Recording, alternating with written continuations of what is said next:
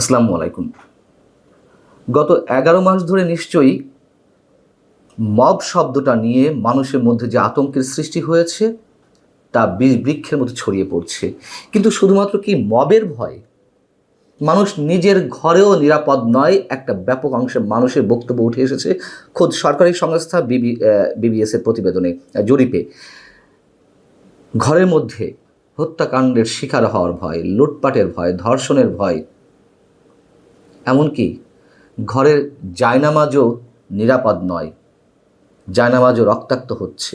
এবং এই কথাগুলো যখন আমরা বলি, সেটিকে শুধুই সরকার বিরোধী প্রচারণা, বাস্তবতা নেই, অবশ্যই আছে। সরকারের দায়িত্বশীল ব্যক্তিরা অন্তত সেভাবেই প্রমাণ করার চেষ্টা করছেন।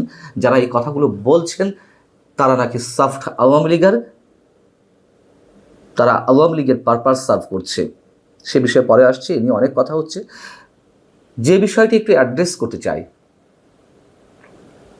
পঞ্চগড়ের কবিরহাট উপজেলার ধানসিঁড়ি ইউনিয়ন, সেখানে একজন আওয়ামী লীগ নেতার মা নামাজে ছিলেন।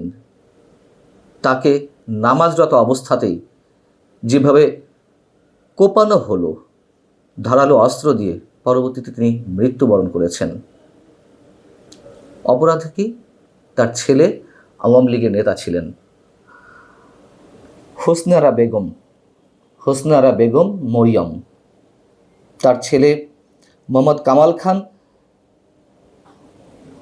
ওই উপজেলার, কবিরহাট উপজেলার আওয়ামী লীগের কোষাধ্যক্ষ এবং ধানসিঁড়ি ইউনিয়নের সাবেক চেয়ারম্যান। তিনি পলাতক রয়েছেন। তার বাড়িতে হামলা করতে হবে, লুটপাট করতে হবে, করতেন ভাই, সব কিছু লুটপাট করে নিয়ে যেতেন, কিচ্ছু রাখার দরকার ছিল না। কিন্তু ঘরের মধ্যে ঢুকে নামাজরত একজন বৃদ্ধ মহিলাকে ধারালো অস্ত্র দিয়ে কেন কোপানো হলো? হোসনে আরা বেগম মরিয়মকে স্থানীয় একটা হসপিটালে ছিলেন তিনি চিকিৎসাধীন। পরবর্তীতে তাকে ঢাকা আনা হয়। এই ঘটনা বৃহস্পতিবারের। শুক্রবার তিনি ঢাকার একটি হাসপাতালে মৃত্যুবরণ করেন।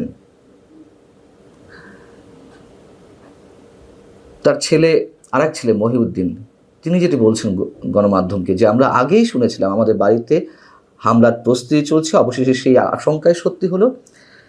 সেদিন আমাদের বাড়িতে হামলা, লুটপাট ও ডাকাতি সবই হয়েছে। আমার ভাই আওয়ামী লীগের উপজেলা শাখার কোষাধ্যক্ষ ছিলেন, একই সঙ্গে আমাদের ইউনিয়নের সাবেক চেয়ারম্যানও ছিলেন। একদিন আগেই বৃহস্পতিবার যখন এই ঘটনা ঘটে, তখন রাজধানীতে একটি অনুষ্ঠানে, আমি আপনাদেরকে আগেই জানিয়েছি, রাষ্ট্রের আইনজীবী, সর্বোচ্চ আইন কর্মকর্তা অ্যাটর্নি জেনারেল মোহাম্মদ আসাদুজ্জামান, তিনি কি বললেন? আওয়ামী লীগের সঙ্গে যারা পরোক্ষ এবং প্রত্যক্ষভাবে জড়িত তারা সবাই অপরাধী। তাহলে হোসনে আরা বেগম মরিয়মের ছেলে, তিনি আওয়ামী লীগের রাজনীতির সঙ্গে জড়িত ছিলেন, তিনি অপরাধী। তার মা হিসেবে হোসনে আরা বেগম মরিয়ম, তিনি অপরাধী, তিনি হত্যাকাণ্ডের শিকার হয়েছেন। যারা হত্যা করেছেন তারা ঠিক কাজটাই করেছেন, অপরাধীর ওপরে ন্যায় বিচার প্রতিষ্ঠা করেছেন, তাই না? শুক্রবার আরও যে ভয়ঙ্কর একটি ঘটনা ঘটল, চট্টগ্রামের রাউজানে স্ত্রী এবং কন্যার সামনে বাবা অথবা স্বামীকে প্রকাশ্যে গুলি করে হত্যা করা হলো। যিনি হত্যাকাণ্ডের শিকার হয়েছেন তার নাম সেলিম। তার চাচির নামাজে জানাজা শেষে তারা ফিরছিলেন মোটরসাইকেলে করে, একই মোটরসাইকেলে 3 জন ছিলেন, এবং হঠাৎ করে একটি সিএনজি অটোরিকশা থেকে 2 জন ব্যক্তি বোরকা পরা অবস্থায় তার মুখে অস্ত্র ঠেকিয়ে হত্যা করেন। ওই সময় তিনি একটু নেমেছিলেন মোটরসাইকেল থেকে, মোটরসাইকেলটি থামিয়ে ওষুধ কেনার জন্য, সেই অবস্থাতেই তাকে হত্যা করা হয়। কেন এগুলো ঘটছে? কেন কোনো প্রতিকার নেই? এই যে মবের বিরুদ্ধে আমরা প্রতিনিয়ত আমাদের প্রতিবাদগুলো উচ্চারণ করছি, আমরা আপনাদের সামনে কিছু কিছু যা ঘটছে সবই তো আর তুলে ধরা সম্ভব হচ্ছে না, 2-1টা বিষয়কে সামনে এনে কথা বলা হচ্ছে। কেন এই অচল অবস্থা? কেন আইন শৃঙ্খলা পরিস্থিতি এই অবস্থা? যে আইন শৃঙ্খলা পরিস্থিতি নিয়ন্ত্রণের দায়িত্ব পুলিশ বাহিনীর হাতে, সেই পুলিশ বাহিনী তো মুহুর্মুহু মবের শিকার হচ্ছে। কাউকে কাউকে প্রত্যাহার করা হচ্ছে, চাকরি থেকে বরখাস্ত করা হচ্ছে, অব্যাহতি দেওয়া হচ্ছে, অপসারণ করা হচ্ছে।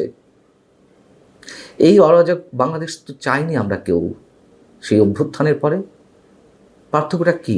সবার মনে এখন একই প্রশ্ন, এবং গভীর ষড়যন্ত্র ছিল, সেটি আমরা সবাই জানি। এরই মধ্যে সরকারের দায়িত্বশীল ব্যক্তিরা ওপেন সেগুলো বলা শুরু করেছেন, এবং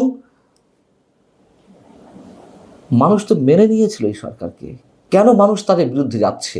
এটা কি সরকারের হিসেবে নেই? হয়তো হিসেবে আছে, তারা যা ইচ্ছে করে যাবে। এবং যেই হত্যাকাণ্ডগুলো ঘটানো হচ্ছে, যে মবের মতন ভয়ঙ্কর ঘটনাগুলো ঘটানো হচ্ছে, এর সঙ্গে জড়িত কজনকে আটক করা হয়েছে? হাতে গোনা বলে দেওয়া যেতে পারে যে কোন কোন ঘটনায় কাকে কাকে আটক করা হয়েছে। আটক করা হবে কেন?